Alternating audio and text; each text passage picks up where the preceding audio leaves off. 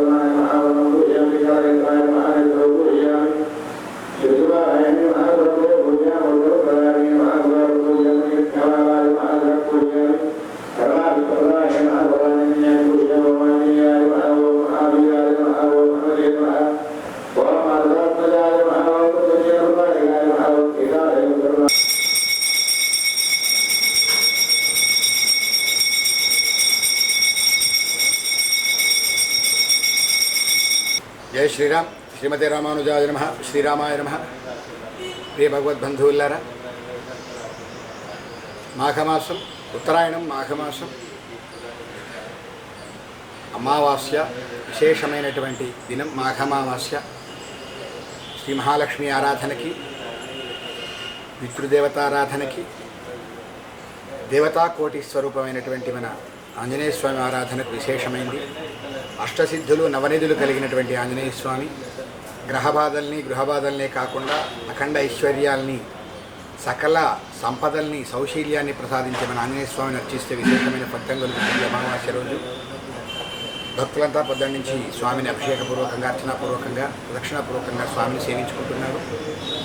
మనందరికీ కూడాను అభయాంజనేయ స్వామి వారి కృప ద్వారా రామచంద్రమూర్తి సంపూర్ణమైన అనుగ్రహం ఉండాలి.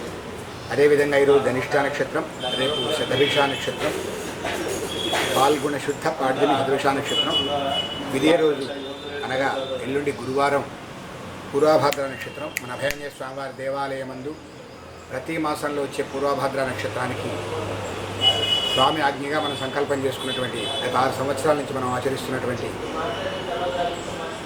సుందరాకాండాంతర్గత 15వ సర్గ సంపుటీకరణ మన్యుసూక్త సహిత హనుమద్ హోమం చేస్తాం. కనుక భక్తులంతా కూడాను గురువారం రోజు పాల్గొన శుద్ధ విద్య రోజు మన అభయాంజనేయ స్వామివారి దేవాలయానికి విచ్చేసి స్వామికి సంకల్పించుకున్నటువంటి హవనంలో పాల్గొని తరించవలసిందిగా కోరుతున్నాం. అంతేకాకుండా వచ్చేటువంటి పాల్గొన పౌర్ణమి 3వ తారీఖు మార్చి మంగళవారం చంద్రగ్రహణం ఉన్నందున మన అభయాంజనేయ స్వామివారి దేవాలయం ప్రాతకాలమే అభిషేకాదులు, అర్చనాదులు ముగించుకొని ఆరాధనాదులు, నైవేద్యాలు ముగించుకొని ఉదయం 9 గంటలకల్లా ద్వారబంధనం చేస్తాం. తిరిగి 4వ తారీఖు మార్చి అనగా బుధవారం ఉదయం భక్తులందరికీ దర్శనానికి అనుమతిస్తాం. కనుక భక్తులు గమనించి సహకరించవలసిందిగా కోరుతున్నాం. జై శ్రీరామ్.